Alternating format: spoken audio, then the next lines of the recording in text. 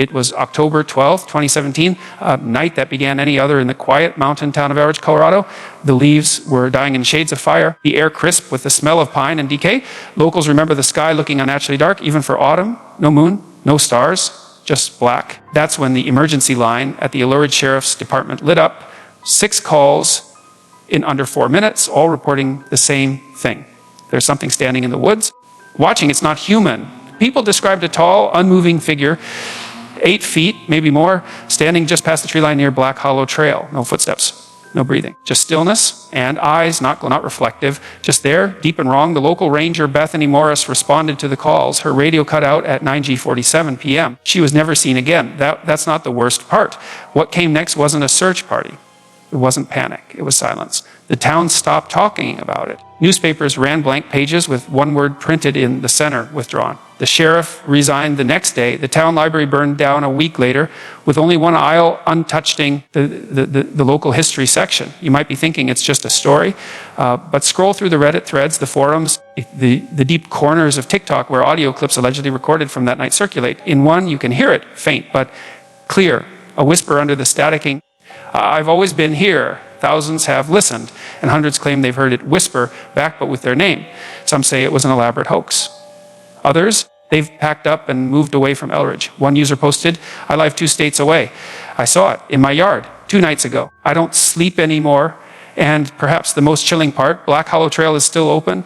Hikers disappear every few years, chalked up to wildlife, exposure, bad luck.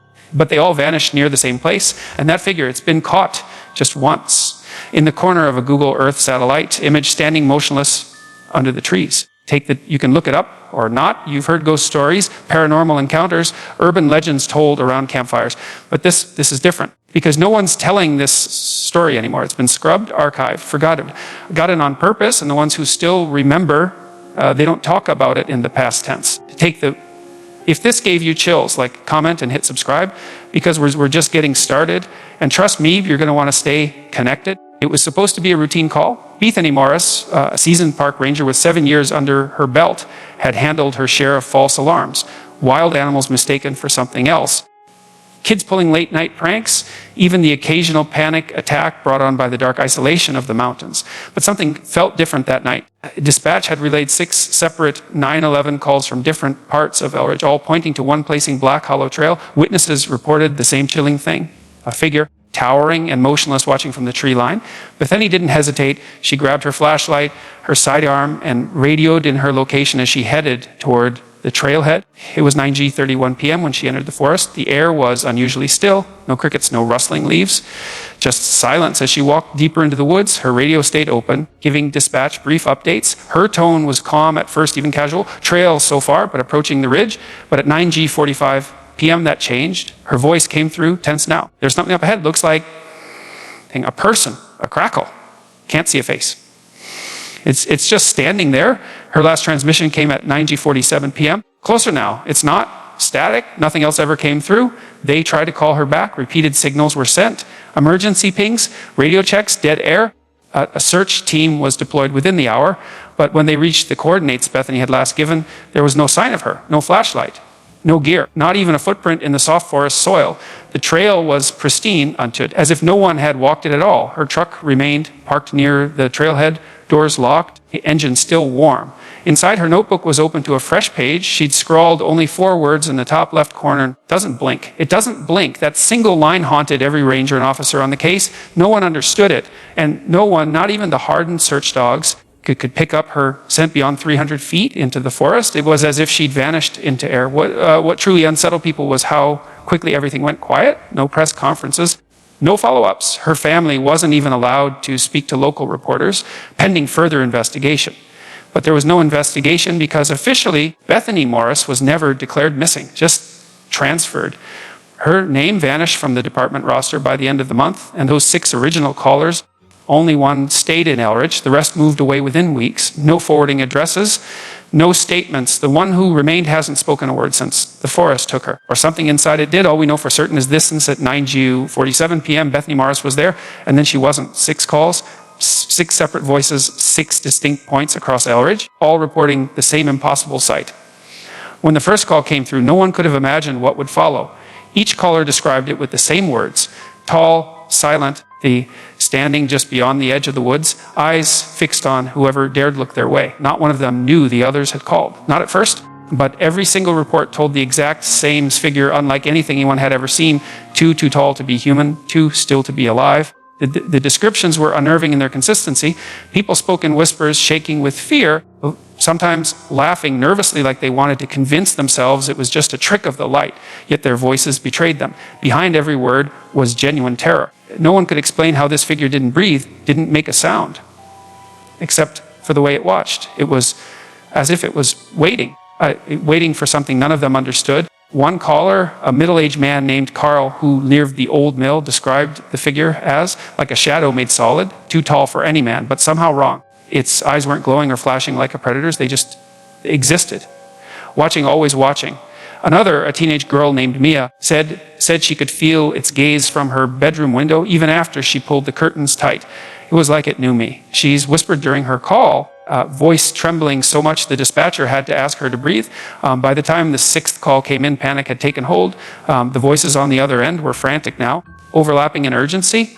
Dispatchers scrambled to send help, but the figure remained. Reports said it never moved an inch, not a step forward, not a twitch, not a blink. The people began to question if it was even alive. What made it so terrifying wasn't just figure's appearance or its unnatural stillness. It was the way it seemed to invade the very air around it. Callers reported a coldness, a silence so thick it pressed against their skin like the forest self was holding its breath. Some saw their pets refuse to go near the edge of the woods that night, growling low and refusing to move. Others said their phones glitched, screens flickering, going dead entirely when pointed toward where the figure stood. And then there was the unspoken feeling that it was watching, waiting to be noticed, waiting for something no one dared name. When the news spread, it wasn't met with disbelief, but hushed conversations behind closed doors. No one in Elridge wanted to be the one to say it out loud, but everyone felt itchy that this figure wasn't just a random visitor or a prankster in the woods. It was something else, something ancient and patient.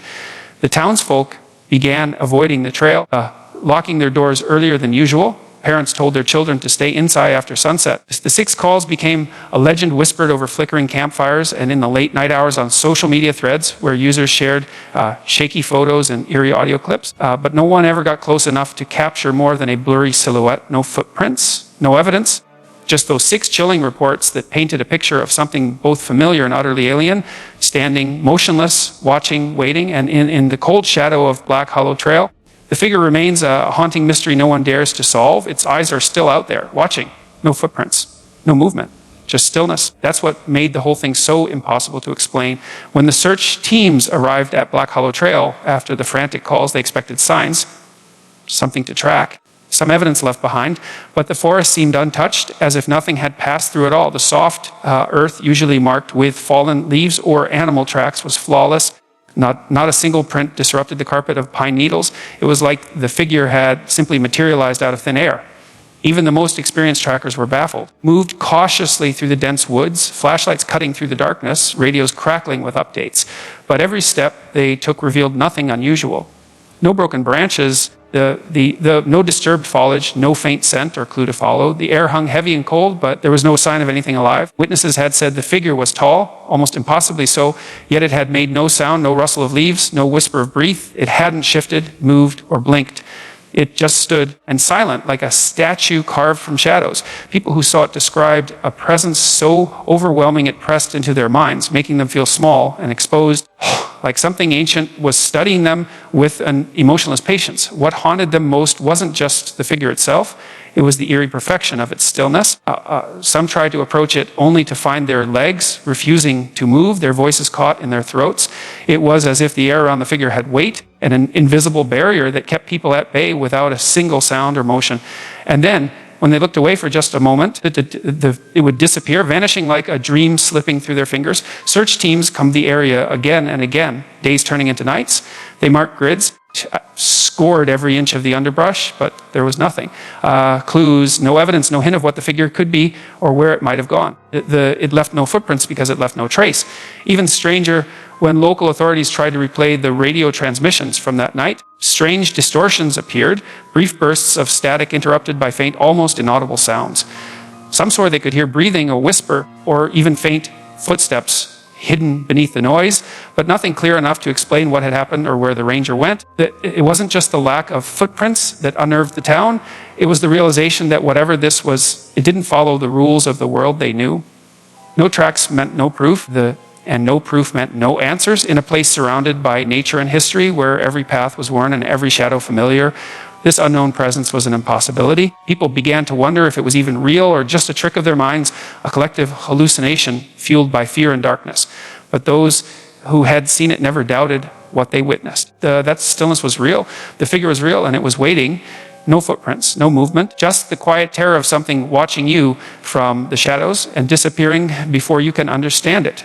That night, the forest claimed its secret, and the world was left with nothing but silence. When the story broke, it wasn't met with the usual flood of headlines or frantic coverage.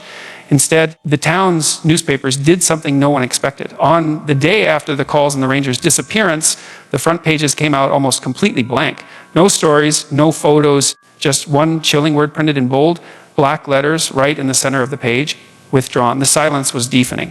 No explanations, no interviews, no editorials, just that single word, stark and heavy, as if the newspapers themselves were trying to erase what had happened or warn the readers not to ask questions.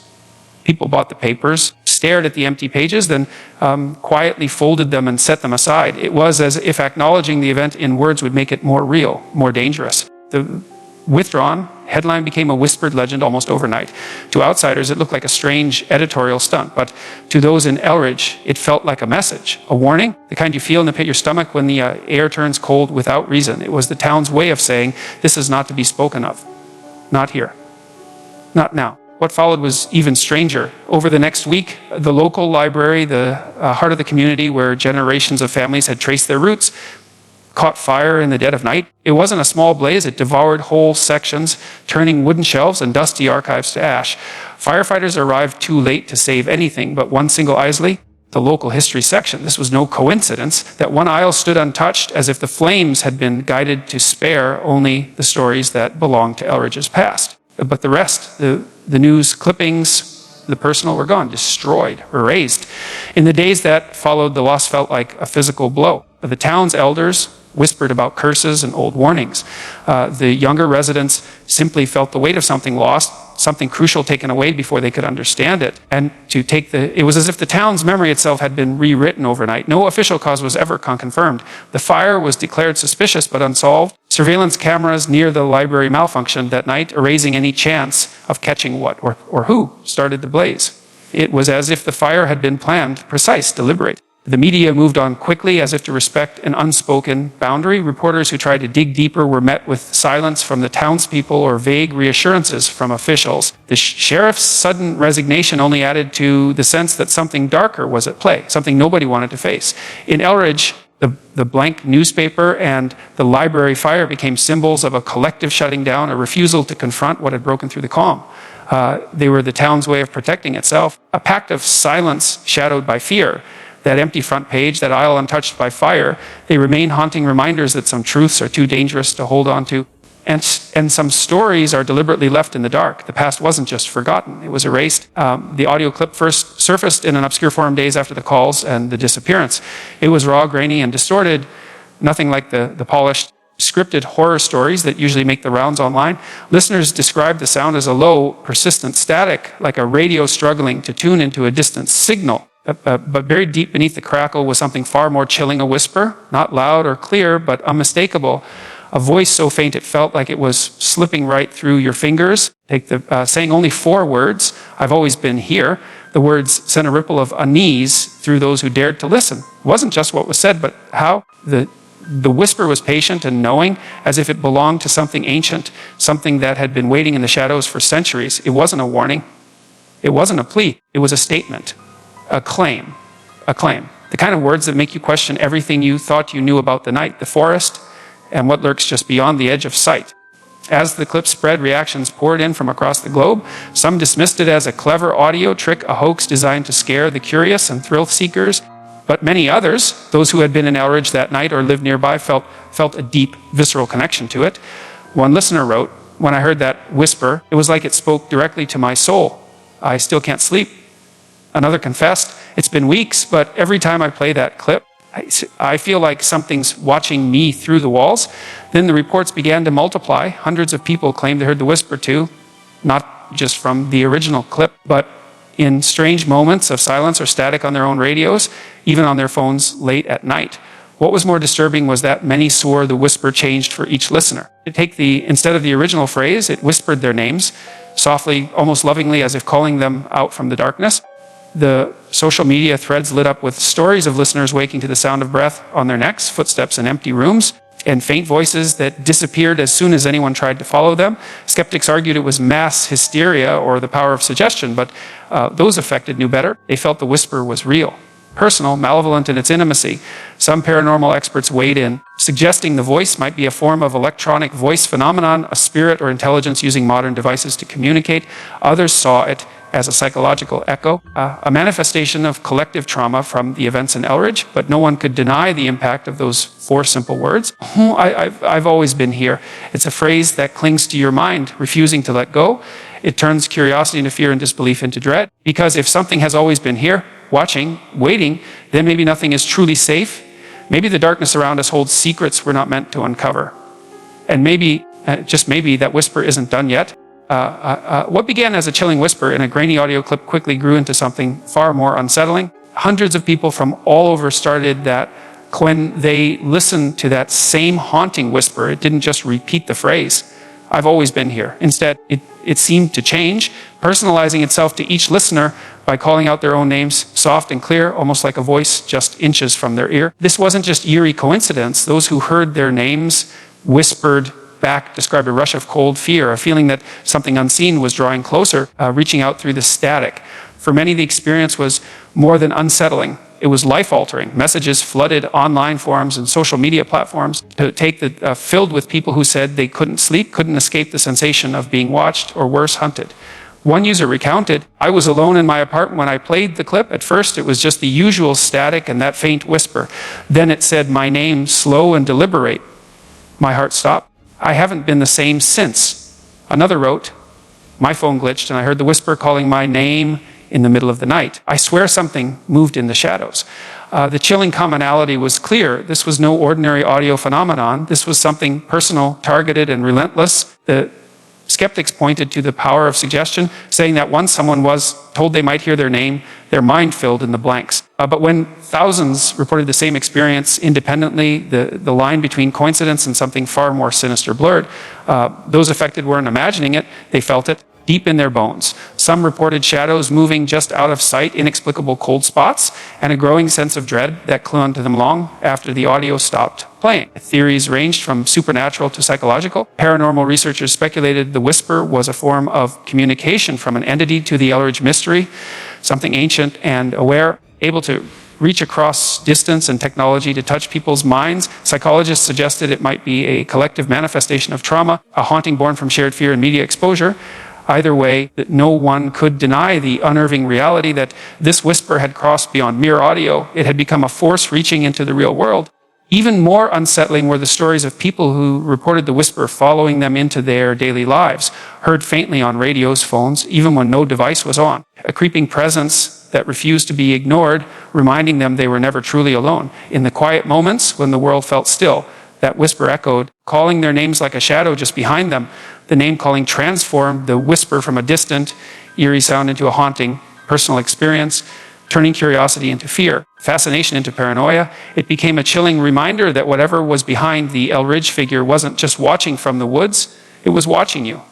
And it's still waiting. What began as a chilling whisper in a grainy audio clip quickly grew into something far more unsettling. Hundreds of people from all over started claiming that when they listened to that same haunting whisper, it didn't just repeat the phrase, "I've always been here."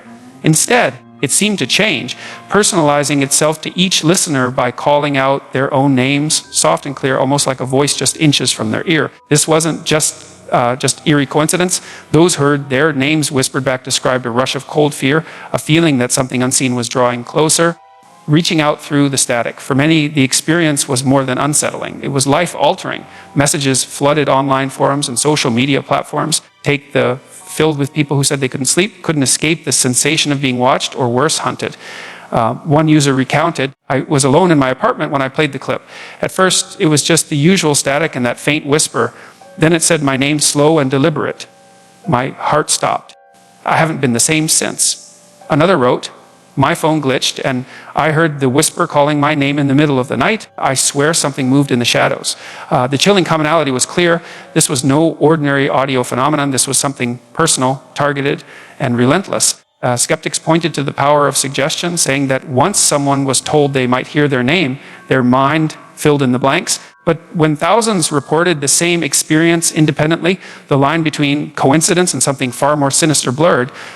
Those affected weren't imagining it. They felt it deep in their bones. Some reported shadows moving just out of sight, inexplicable cold spots, and a growing sense of dread that clung to them long after the audio stopped playing. Theories ranged from supernatural to psychological. Paranormal researchers speculated the whisper was a form of communication from an entity tied to the Elridge mystery, something ancient and aware, able to reach across distance and technology to touch people's minds. Psychologists suggested it might be a collective manifestation of trauma, a haunting born from shared fear and media exposure.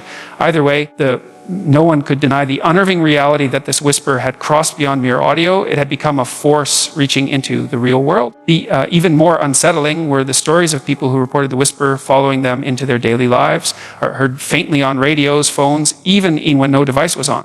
A creeping presence that refused to be ignored, reminding them they were never truly alone. In the quiet moments when the world felt still, that whisper echoed, calling their names like a shadow just behind them. The name calling transformed the whisper from a distant, eerie sound into a haunting, personal experience, turning curiosity into fear, fascination into paranoia. It became a chilling reminder that whatever was behind the Eldritch figure wasn't just watching from the woods, it was watching you. And it's still waiting. If this story sends a chill down your spine, make sure to comment your thoughts or experiences, and subscribe to stay connected. Because the mysteries of Eldritch are far from over.